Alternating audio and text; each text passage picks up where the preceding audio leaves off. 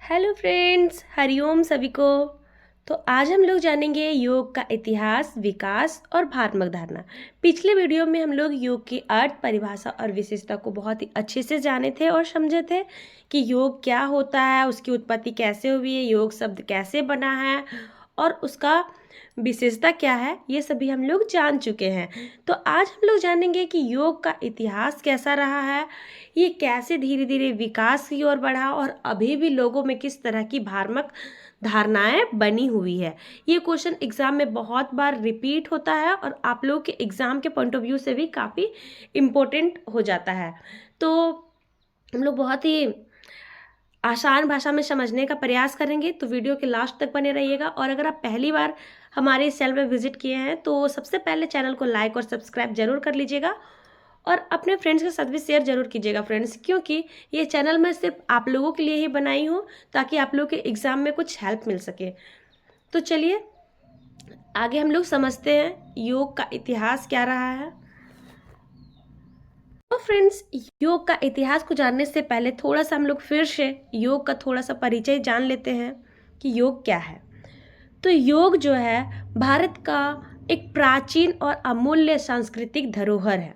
क्या है? बहुत ही सांस्कृतिक धरोहर है। यह केवल शरीर को स्वस्थ रखने की विधि नहीं, बल्कि मन, बुद्धि और आत्मा के संतुलित करने का एक विज्ञान भी है। यानी एक साइंटिफिक तरीके से मन, बुद्धि और आत्मा को कैसे समभाव में रखते हैं, वह टेक्निक हमें योग के माध्यम से सीखने को मिलता है। तो योग शब्द की उत्पत्ति किससे हुई है? पिछले वीडियो में आप लोग को बताई थी कि योग शब्द की उत्पत्ति संस्कृत के योज धातु से बना है, जिसका अर्थ क्या होता है? जोड़ना या मिलाना। यहाँ पे जोड़ना मतलब मन, बुद्धि और आत्मा को आपस में सम अवस्था में जोड़ना, मिलाना, यानी कि समभाव में होना ही योग कहलाता है। अर्थात जीवात्मा और परमात्मा का मिलन ही योग है। यानी कि हमारा जीवात्मा और परमात्मा से बातचीत करना, यानी कि उसे अपने अंदर समाहित समझना, अपने अंदर परमात्मा को ढूंढने का प्रयास करना ही क्या कहलाता है? योग कहलाता है।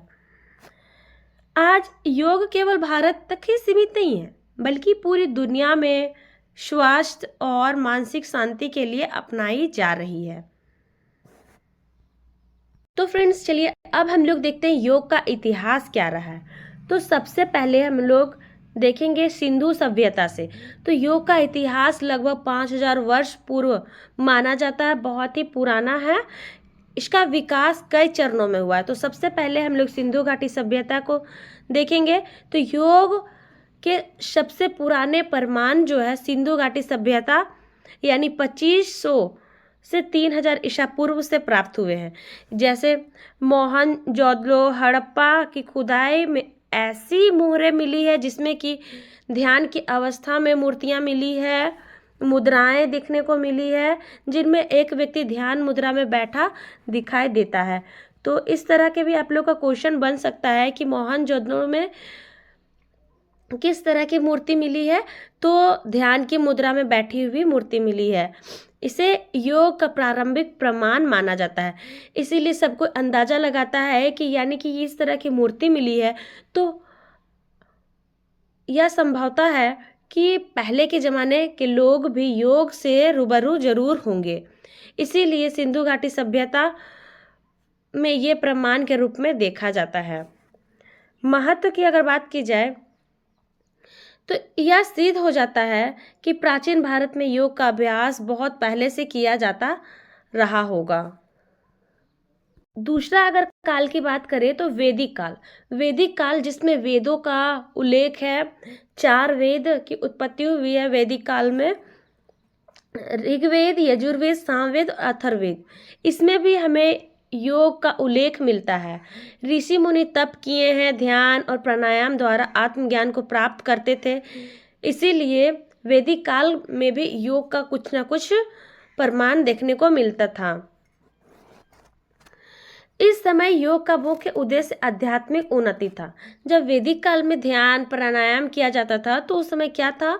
उसका उद्देश्य आध्यात्मिक उन्नति करना होता था। तीसरा है फ्रेंड्स उपनिषद काल।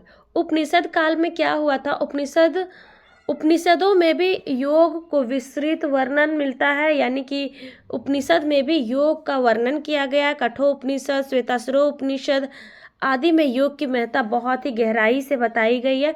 मन और इंद्रियों को नियंत्रण कैसे करना है इस पे बल दिया गया है, खासतौर से कठोपनिषद और श्वेताश्वरो उपनिषद में, यानी कि ये सब में भी योग की परिभाषाएं देखने को मिली है। इसीलिए अंदाजा लगाया जाता है कि उपनिषद काल में भी योग का वर्णन किया गया है। चौथा काल आता है क्या, भगवत गीता का काल। भगवत गीता के काल में भगवान श्री कृष्ण ने अर्जुन को योग का ज्ञान दिया है। गीता के मुख्य रूप में 3 प्रकार के योग आए हैं, जैसे कि कर्म योग, ज्ञान योग और भक्ति योग। ये सभी योग भगवत गीता में वर्णन किया गया है, जिसमें कि भगवान श्री कृष्ण ने अर्जुन को ज्ञान दिए हैं। इसमें एक परिभाषा आता है क्या, योगा कर्मशु कुशलम, यानी कि कर्म को कुशलता से करना ही योग है। भगवत गीता में और भी 1-2 परिभाषाएं दी गई है, उसे हम लोग बाद में देखेंगे, लेकिन इसमें भी योग की बात की गई है। इसीलिए माना जाता है कि भगवत गीता के काल में भी योग को महत्व दिया गया था। 5वां काल आता है पतंजलि का काल।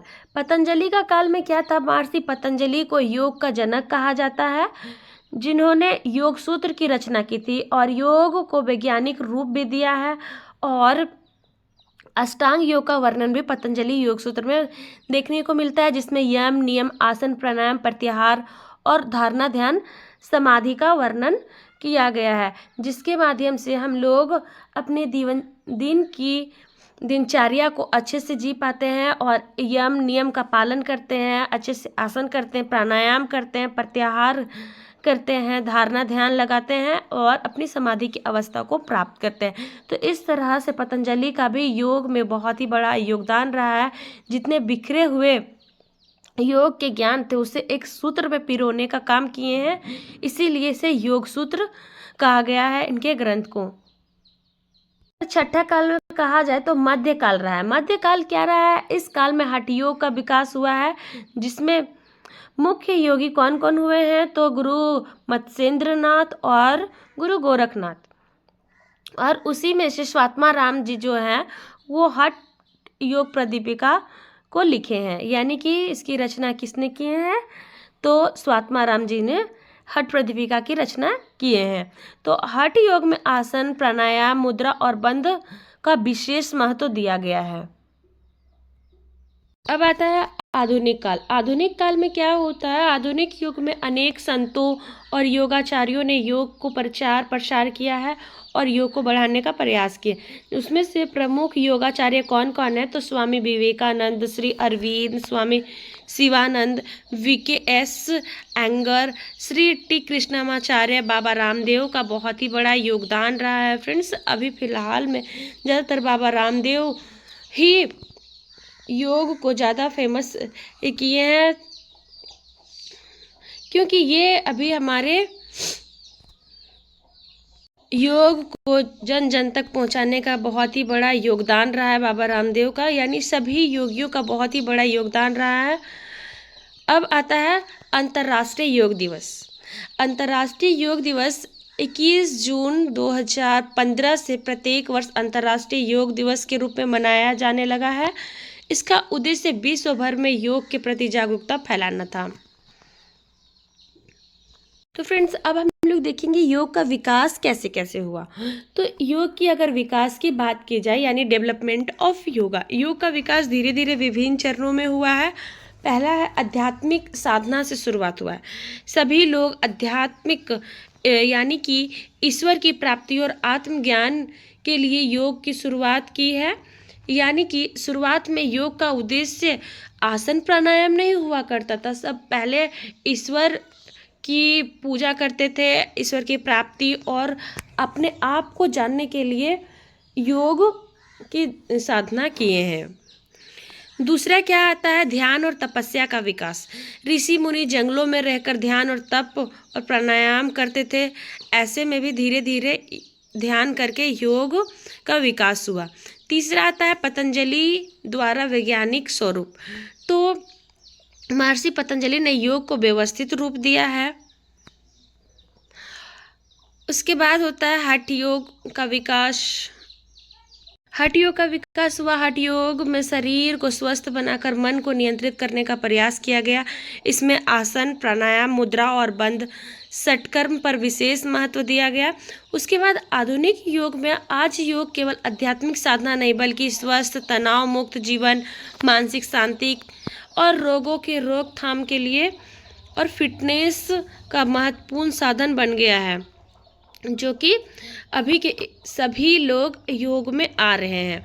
योग अगर विश्व स्तर पर बात किया जाए तो आज लगभग सभी देशों में योग सिखाया जाता है। योग विद्यालयों, महाविद्यालयों, अस्पतालों, खेल संस्थानों, सेना, पुलिस बल सभी अभी योग को अपना रहे हैं।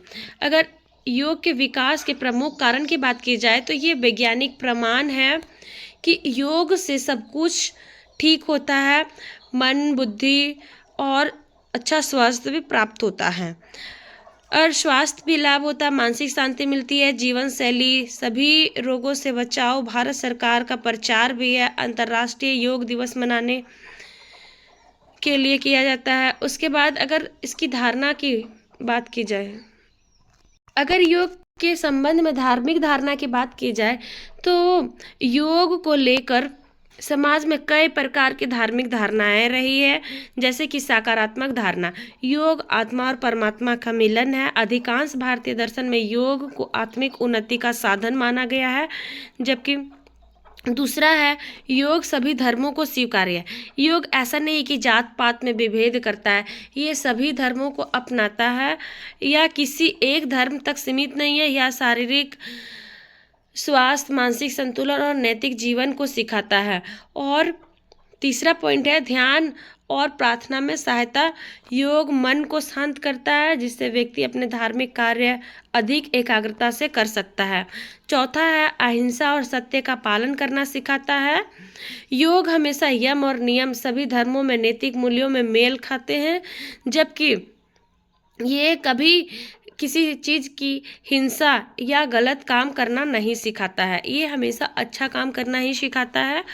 अब इसकी भावनात्मक धारणाएं की बात की जाए तो ये बहुत सी गलतफहमियां लोगों में अभी भी पली जा रही है और बहुत से लोग इसे गलत वे पे लेते हैं। कुछ लोग गलत फहमी के कारण योग को किसी विशेष धर्म से जोड़ देते हैं। योग केवल हिंदू धर्म का है, यह धारणा पूरी तरह से सही नहीं है। योग भारत में विकास हुआ है, यानी विकसित हुआ है, लेकिन इसका उद्देश्य संपूर्ण मानवता का कल्याण है। योग करने से धर्म बदल जाता है। बहुत सारे लोग कहते हैं कि योग करने से धर्म बदल जाता है, यह बिल्कुल गलत धारणा है। योग हमारे अच्छे स्वास्थ्य और मानसिक शांति की विधि है, ना कि कोई धर्म परिवर्तन करने की कला। योग केवल साधु संतों के लिए है। तीसरी धार्मिक धारणा है कि केवल साधु संत ही योग करते हैं, लेकिन ये भी गलत बात है। योग विद्यार्थी, महिला, पुरुष, वृद्ध, खिलाड़ी सभी कर सकते हैं। योग केवल आसन है, यह भी एक गलत धारणा है। योग में यम, नियम, आसन, प्राणायाम, ध्यान, समाधि ये सभी शामिल किए गए हैं। योग केवल रोग होने पर किया जाता है। बहुत सारे लोग कहते हैं कि तुम मोटे हो गए हो, पतले हो गए हो, तुम्हें ये बीमारी हो गई है, वो बीमारी हो गई, तुम योग करो, लेकिन ऐसा नहीं है। योग स्वस्थ व्यक्ति भी कर सकता है ताकि वह स्वस्थ बना रहे। योग की महत्ता की अगर बात की जाए तो शरीर को स्वस्थ बनाता है योग, मन को शांत करता है, तनाव कम करता है, आत्मविश्वास बढ़ाता है और एकाग्रता बढ़ती है, रोग प्रतिरोधक क्षमता भी बढ़ती है, जीवन में अनुशासन आता है, आध्यात्मिक विकास होता है। तो ये सभी इसके मुख्य महत्व हुए। तो उम्मीद है फ्रेंड्स आप लोग अच्छे से समझे। ऐसे ही इंपॉर्टेंट प्रश्नों के उत्तर पाने के लिए चैनल को लाइक और सब्सक्राइब जरूर करें। Thank you.